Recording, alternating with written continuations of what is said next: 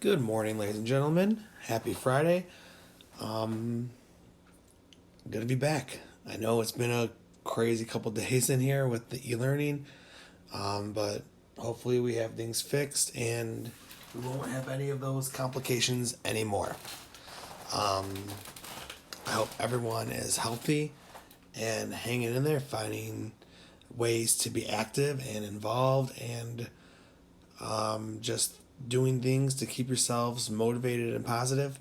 I know I've had a couple emails from a couple of you just encouraging and telling me to keep my head up because I'm getting driven crazy over here a little bit. Trying to find things to do, trying to just, you know, hang in there. But it's something that we're all dealing with, and hope everyone's doing okay with it, and hope everyone's going to be successful and keep yourself occupied. All right. Again, hope everyone's taking care of yourself and each other and your families because the sooner this thing is over with, the sooner we go back to normal and we could go back to our lives. When that will be, who knows? But obviously, the sooner the better for everybody. So I'm gonna get right to it. I'm not gonna waste anybody's time. It is Friday, so of course we have some jokes. Although don't have your sarcastic eye rolls or you blank stare at me because their jokes are so bad. But that's okay. We're gonna get through it. All right. So I don't have my little calendar, so I had to look up some. But I like it this way because I can tell 4 jokes and I can pick out the ones that I can tell. So let's start off. What concert costs just 45 cents? Anyone? Anyone? No? All right. It's the 50 Cent featuring Nickelback. Oh man, that was good. That was real good. Let's go with, let's see.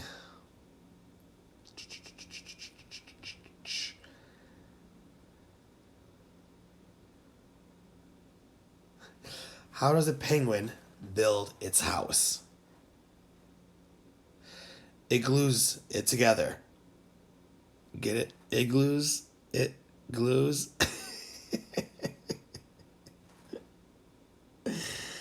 Oh man, I like that. That makes me giggle. The third one. Why don't skeletons ever go trick or treating? Because they have no body to go with.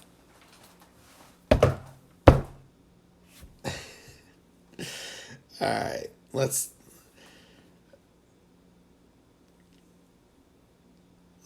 end it with a technology joke. All right, a nice good old technology joke. More of a play on words than anything. To whoever stole my copy of Microsoft Office, I will find you. You will have my word.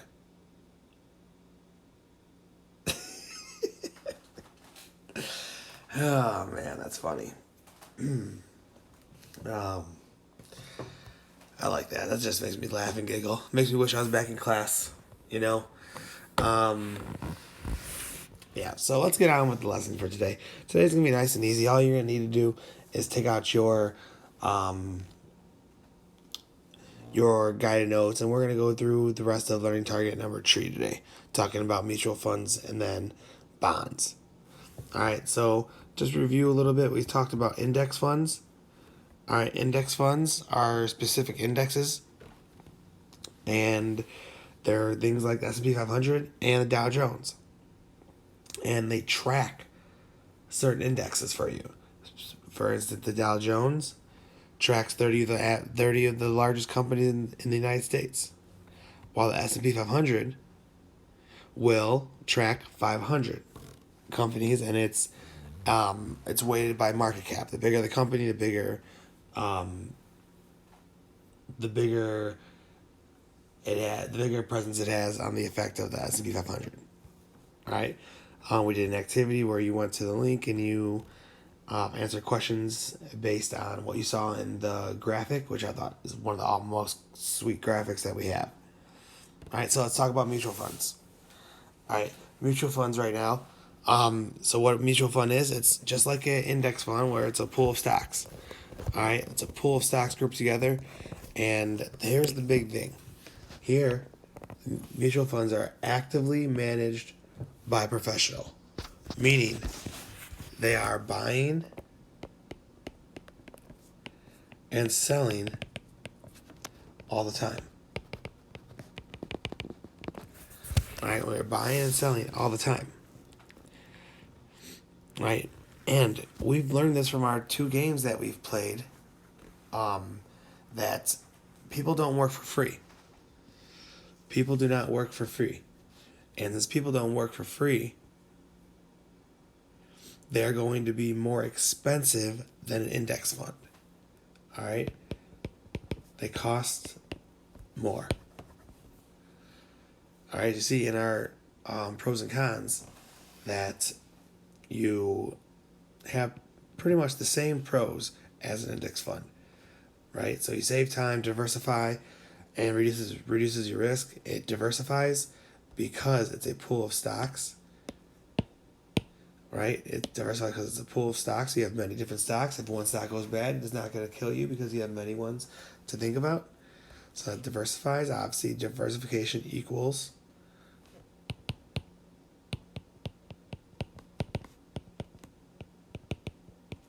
reduce risk, but reduce risk equals reduce reward. All right, and then it's going to cost more money than a mutual. That you have to pay money to your mutual fund manager, which is going to end up costing you more money than your index fund. All right, because what an index fund is, you could just put your money in the Dow Jones or the S&P 500 and you just let it sit. You don't do anything. But a mutual fund, what happens is somebody's actively buying groups of stocks for you. Somebody's actively going in and buying groups of stocks at a time. So they're managing it. That's the big thing. It's actively managed. Someone is buying and selling all the time. And remember, people do not work for free. People do not work for free. It's going to cost more because somebody's actively managing you. All right. So we talked about stocks, and we talked about the fact that stocks make up mutual funds and index funds. Both of those are groups of stocks. Now we're going to get away from stocks completely when we talk about bonds. All right. We already mentioned bonds a little bit last unit in the banking unit when we talked about U.S. savings bonds. All right. What do we already know about saving bonds is that they're very low liquidity. All right, very low. All right, and what it is, a bond is just loaning money to the city, the government, or a corporation. All right, again, not liquid.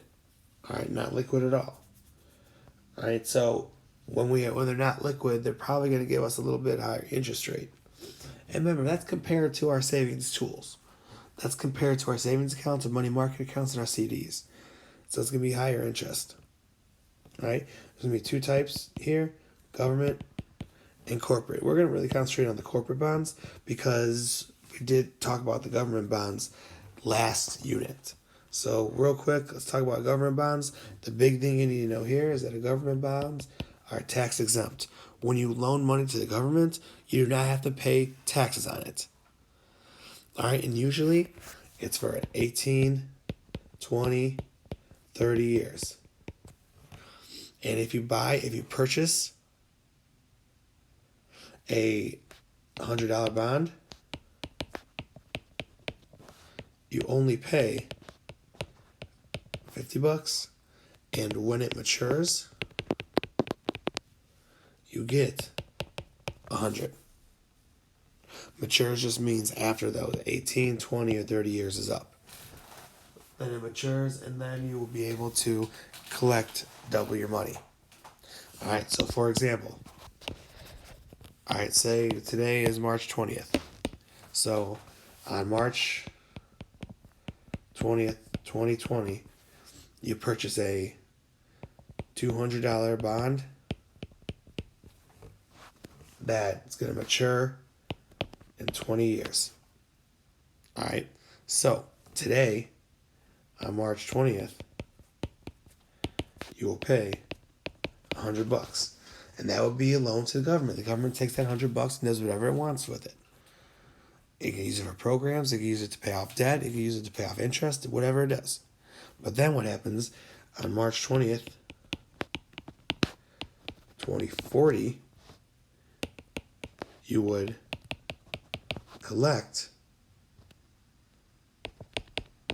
$200. Or the government will pay you back $200. That's your interest that you have for loaning money to the government. All right. Now, let's talk about something. I want to talk about corporate bonds because that's right now. Actually, it's really popular because companies right now are struggling. As you know, all bars and restaurants have to be closed down. What's happening now is companies are issuing bonds to people. Restaurants are issuing bonds. So what's happening is companies are issuing bonds, especially the mom and pop companies. Right? They're saying right now, if you invest, all right, let's talk about what it is first. First off, it's you're loaning money to a corporation. Same thing as a government bond, except this is a corporation. You're loaning money to companies. All right, and when they issue bonds, it's their written pledge to repay a specific amount of money along with interest. The big thing here is you pay taxes on corporate bonds. All right, so back to my story earlier. What companies are doing now?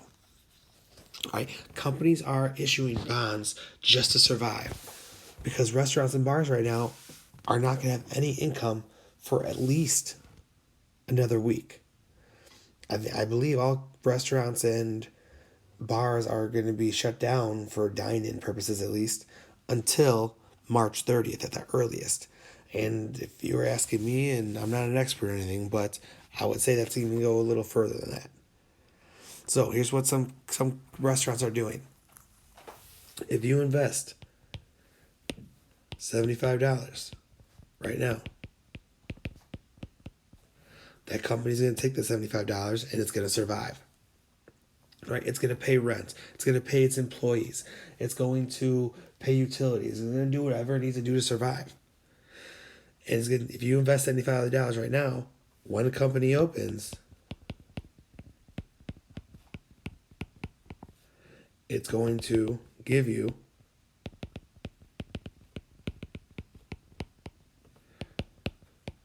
$100. Now here's the thing. These are now in these times, these are very short-term bonds. All right? Bonds usually are for a little longer. Right? They're a little longer than what we're used to. But these are short-term, but these are very risky. A lot of mom and pop shops are doing this. A lot of local restaurants that are family owned are doing this just to survive because they don't have corporate money. They don't have money that on hand to last without income, without revenue for months. So they're trying to stay alive by taking your money and paying you now, but when it opens, give you a little incentive. That's very risky though. All right? This bond right now, this right here is very risky because if that company goes out of business, that $75, you lose and you get nothing back. All right, these are very risky. All right, these are very risky. And these bonds right now that these corporations are giving out are more risky. And depending on what company that you're giving the bond to, it is going to be riskier or not as risky. If it's a company like, I know they're probably not doing it, but if you give $75, you buy a $75 bond from McDonald's, that's not as risky as the $75 from the local Italian restaurant that is locally family owned. But McDonald's is a worldwide business that has money to last a long time. That local Italian restaurant might just be that one business, that one company, that who knows how long that it could stay open for. All right. Remember, so if this company, corporate bond, if that company goes out of business, you get nothing. But if they stay in business and you help them, they want to reward you by giving you more money than you invested, which is also something that they're going to want to do. All right. So corporate bonds, they are more risky than government. All right. Also, government calls municipal bonds. Yeah, we're not gonna get into the bond rating thing. All right. The more A's, the less risk. The lower letters, the more risk. But so this is more risk. This is also more potential return. This is less risk, less return. All right, when we come back on Monday, we'll start talking about investment math. There's no activities or anything you got to do today. Just hopefully you followed along and you're keeping up. And we're learning about different types of investment. Obviously, keep track of your how the market works. Keep investing. Market was up a little bit yesterday. I see that some big growth is going on. Hopefully, you continue. All right, I miss y'all. Have a good day. Obviously, no assignments over the weekend. Make sure if you're in second period class, you take attendance. And we'll see you guys soon. All right.